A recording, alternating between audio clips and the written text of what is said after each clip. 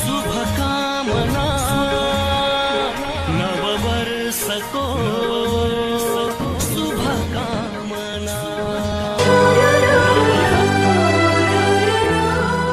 याद आयो भने तिम्रो आँखा बन्द नगर्नु, यदि भेट्नै भएन भने तिमी कति दुःख नमान्नु। हामी सधैँ सँगै हुनुपर्छ भन्ने पनि केही छैन, हामी सधैँ सँगै हुनुपर्छ भन्ने पनि केही छैन, तर मित्रताको ढोका कहिल्यै बन्द नगर्नु। यही नै छ मेरो 2074 सालको हार्दिक मङ्गलमय शुभकामना। नयाँ वर्षको शुभकामना।